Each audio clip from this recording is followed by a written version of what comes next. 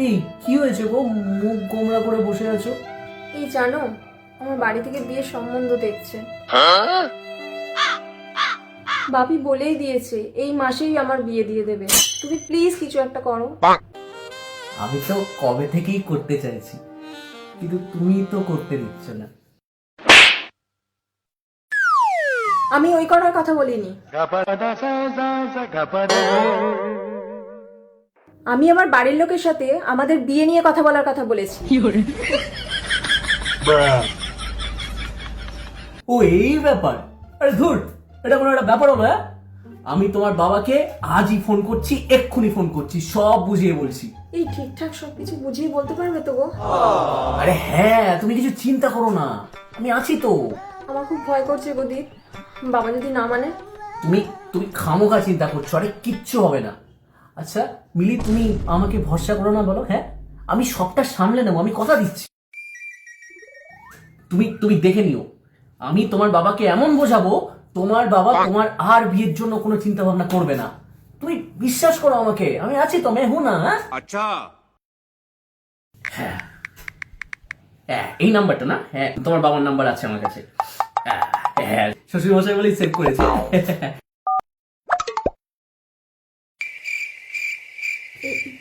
Loud speaker করো, loud speaker করো। Loud speaker করছি, লাউড স্পিকার করছি।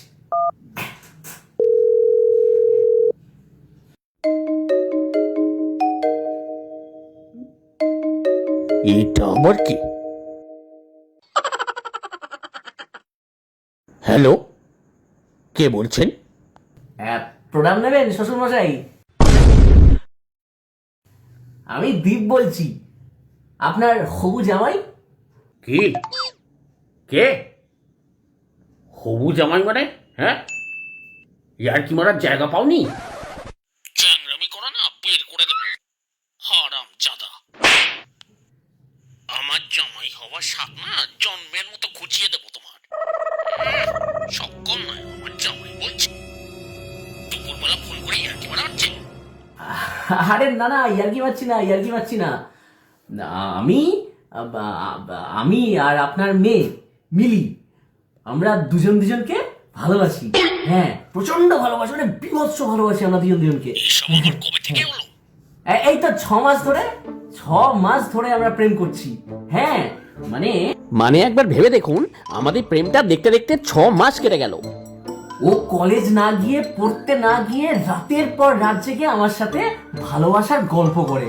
হ্যাঁ, এই শুনলাম আপনি নাকি আপনার মেয়ের বিয়ে দিয়ে দিচ্ছেন। হ্যাঁ, শুনুন, এটা একদম করবেন না। আজই ক্যান্সেল করুন, আজই ক্যান্সেল করুন। তুই কোত্থেকে শুনলি? এই তো আপনার মেয়ে আমাকে বললো। আমার মেয়ে বললো মানে? এই, ও কোথায় কোথায় আমার মেয়ে?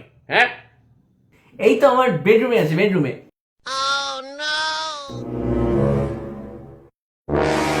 কি? ও তোর বেডরুমে? হ্যাঁ, ও নো, এত বড় সাহস!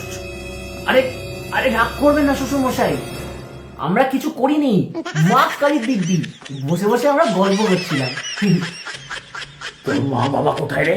হ্যাঁ, আমার মা বাবা ওই তো ওরা বিয়ে বাড়িতে গেছে, আমাকেও যেতে বলেছিল কিন্তু আমি যাইনি।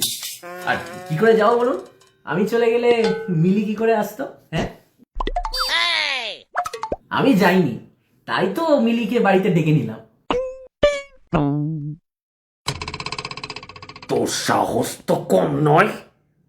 তুই জানিস আমি কে? হ্যাঁ জানি তো, আপনি হচ্ছেন মিলির বাবা। এটা আবার জানবো না কেন? কি যে বলেন না শ্বশুর মশাই।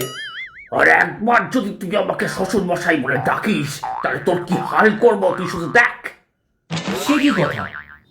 আমি যদি মিলিকে বিয়ে করি তাহলে তো আপনি আমার শ্বশুর মশাই হচ্ছেন।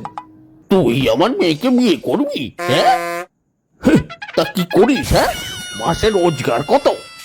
রোজগার বলতে মা বাবা হাত খরচাটা দেয়, আর ওই সরকারের তরফ থেকে ওই বেকার ভাতা ওটাও পাচ্ছি।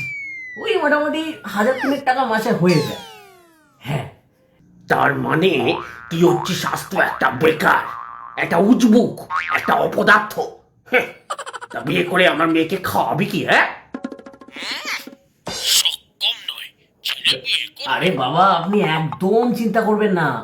আরে আমি মিলিকে বলেই দিয়েছি, ওকে বলে দিয়েছি যে বিয়ের পর তুমিই চাকরি করবে। হ্যাঁ, মানে আমি কিন্তু ওই ধরনের অপদার্থ স্বামী হতে চাই না যে বিয়ের পর বউকে বাড়িতে বন্দি করে রাখবো।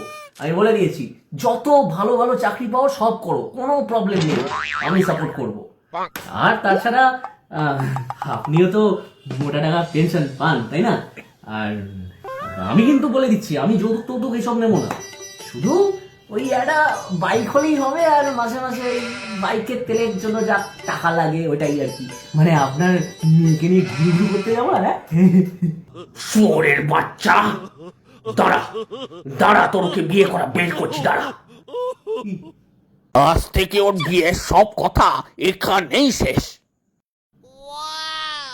ওর হাত পা ভেঙে ঘরের মধ্যে আটকে রাখবো, জীবনে কোথাও বেরোতে দেবো না। হ্যাঁ, ঘরের মধ্যে আটকে থাকবে ও। দেখি দেখি তুই কিভাবে ওকে বিয়ে করিস, দেখি।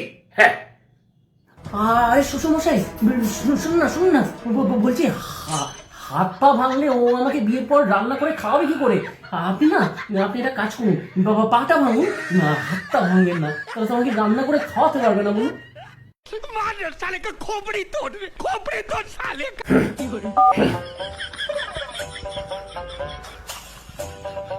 হ্যালো হ্যালো হ্যালো, যা কেটে গেল। কি দেখলে তো মিলি? হ্যাঁ, বলেছিলাম না আমি এমন ভাবে তোমার বাবার সাথে কথা বলবো, তোমার বাবা তোমার আর বিয়ে নিয়ে ভাববেই না। কি বলেছে জানো? তোমার হাত পা ভেঙে তোমাকে বাড়িতে শুয়ে রাখবে। তাহলে তুমি বলো, তাহলে এই হাত পা ভাঙা থাকলে তোমাকে বিয়ে কে করবে? হ্যাঁ আজ তুই আমার হাতে গেলি, তোকে কেউ বাঁচাতে পারবে না। ওরে বাবা রে, আর করবো না।